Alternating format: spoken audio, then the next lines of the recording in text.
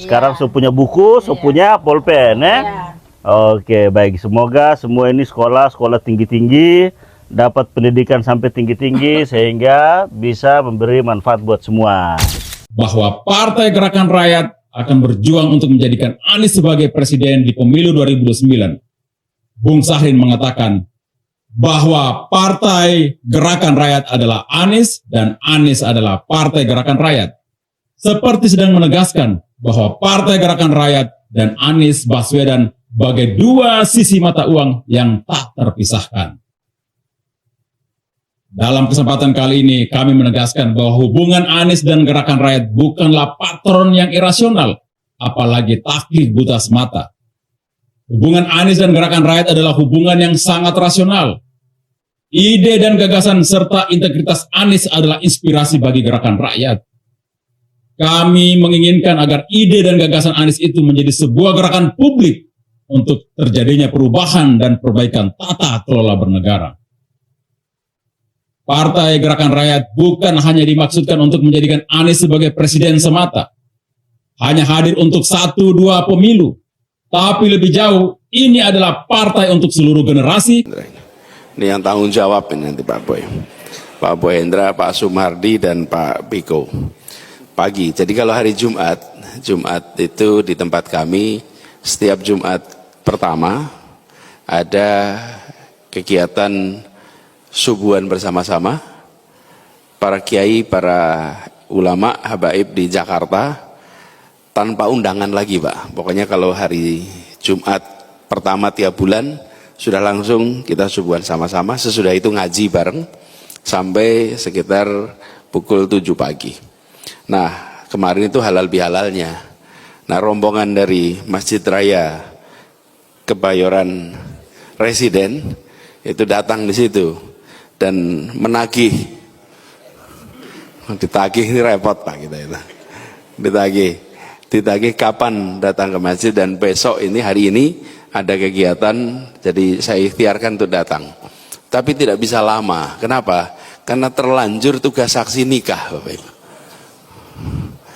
Pernah menikahkan kan? Kalau saksinya datang telat deg-degan nggak Pak itu Pak? Nah, kebetulan acaranya itu setengah 8 pagi. Jadi memang tidak lama saya harus kembali lagi ke Jakarta. Saya ingin menyapa, walaupun hari ini sebentar, insya Allah ini kalau makanan itu makanan pembuka dulu Pak ini. Ini appetizer ini. Insya Allah makanan utamanya berikutnya nanti. Kita jumpa lagi dalam suasana yang tumak ninah nanti. Tapi saya ingin hadir bersama untuk mendapatkan keberkahan majelis ini. Dan semua yang hadir di sini insya Allah mendapatkan keberkahannya. Saya tadi ketika datang bersama-sama dengan Pak Tamsil Lindrung, beliau di depan. Karena sama, beliau bersama anak-anak harus langsung pergi ke acara berikutnya. Ini memang Jumat, Sabtu, Minggu yang disebut sebagai apa? Libur panjang, dan di antara libur panjang ini Bapak Ibu hadirin sekalian, Ibu-ibu hadir di sini untuk mendapatkan keberkahan majelis yang mulia ini. Jadi sekalian, saya ingin titip sedikit saja. Ini bukan tausiah, tapi kita sedang menghadapi tantangan yang tidak kecil karena kondisi ekonomi kita berat. Alhamdulillah yang berada di sini insya Allah kondisinya baik. Insya Allah kondisinya baik. Tapi itu artinya kita harus lebih sensitif atas kebutuhan masyarakat luas yang mungkin terdampak dalam kondisi yang berat seperti ini. Mudik kemarin turun 1/4. Itu bukan sesuatu yang kecil misalnya. Perputaran uang selama Lebaran kemarin lebih sedikit dibandingkan ketika pandemi kemarin. Tahun 21 itu artinya kondisi kita akan berat.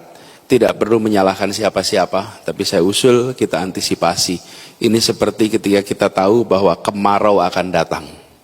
Kemarau panjang akan datang, dan banyak sekali kisah tentang itu.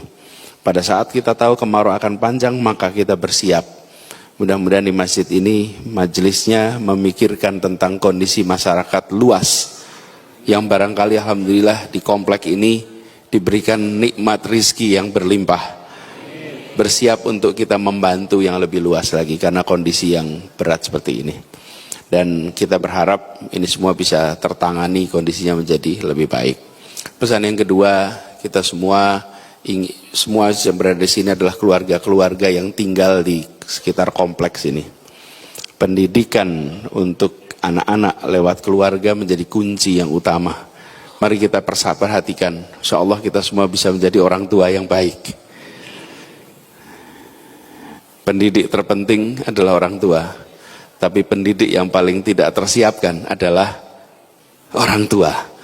Karena itu mudah-mudahan di masjid ini juga kita bisa dorong sama-sama penyiapan orang tua kita untuk bisa menjadi pendidik yang lebih baik. Dan itu bukan sesuatu yang sederhana. Saya ketika membicarakan soal pendidikan ke depan, ini pendidikan paling dasar ini. Kenapa? Hari ini banyak kasus korupsi Bapak Ibu. Betul ya? Ya jangan semua Pak. Nah kalau semua masjid ini kena juga Pak nanti Pak. Jangan semua. Ya Pak Agus Jamil, ini sahabat saya dari sahabat keluarga dari Jogja nih Pak Agus Jamil yang tinggal di sini juga ya Pak Agus. Pertanyaan ini besar sekali. Saya sering dapat pertanyaan ini, Beb. Sudah kuliah tinggi-tinggi, masih korup. Kuliahnya tinggi-tinggi masih korup. Gelarnya banyak. Yang terakhir kemarin ditangkap itu hakim Jakarta Selatan. Ketua pengadilan. Motornya banyak sekali Pak. Saya sempat mikir nyetaternya sehari aja nggak selesai Pak itu Pak. Karena 20 sekian Harley Davidson.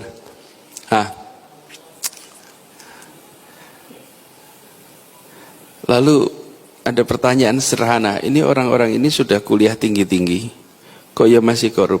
Saya sering refleksi Pak sekalian. Kelihatannya bukan masalah di kampusnya ini. Karena kalau di kampus itu diajarinya penelitian, metode ilmiah, menulis paper, itu di kampus. Kalau belajar kejujuran itu mulainya di mana Bapak Ibu? Di rumah, di keluarga Bapak Ibu. Jadi ini salahnya bukan di perguruan tingginya saja. Pondasinya di mana itu? Di rumah. Di pendidikan usia dini. Dan usia dini itu di mana? Dalam kandungan sampai 6 tahun. Disitulah. Jadi saya berharap masjid ini memikirkan secara serius. Karena kita tidak bisa memerangi ini di ujung. Penegak hukum bisa menangkap. Tapi kalau suplainya terus-menerus nggak pernah selesai Pak. Seperti narkoba. Narkoba itu kadang-kadang yang dipikirkan bagaimana memotong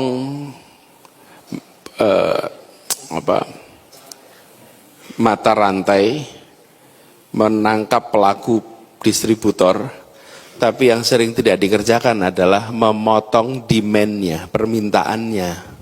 Selama masih ada permintaan narkoba, maka akan ada. Halo teman-teman, berjumpa bersama saya di Politik Dangi. Ada hal yang sangat-sangat menarik dan menyentuh hati kita semua. Kalau kita melihat bagaimana beberapa waktu lalu ya, ada seorang anak kecil yang betul-betul tidak bisa membeli pulpen dan buku teman, sehingga harus mengakhiri hidupnya. Dan kali ini bagaimana Ketua Umum Gerakan Rakyat Syahrin Hamid ya melakukan gerakan yang betul-betul luar biasa teman-teman. Bagaimana Syahril Hamid ini membagikan buku-buku, pulpen, alat tulis kepada anak-anak yang ada di Indonesia Timur. Dan ini sangat luar biasa ya menurut saya. Kenapa? Karena banyak anak-anak sekolah ya yang mungkin orang tuanya kurang mampu sehingga tidak dapat memenuhi ya, kebutuhan sekolah anak-anak mereka. Dan Gerakan Rakyat hadir ya memberikan solusi, memberikan bantuan. Ini adalah sebuah gerakan rakyat beneran teman-teman. Kenapa? Karena ya Ketua Umum Gerakan Rakyat ini turun langsung melihat kondisi-kondisi yang ada di lapangan.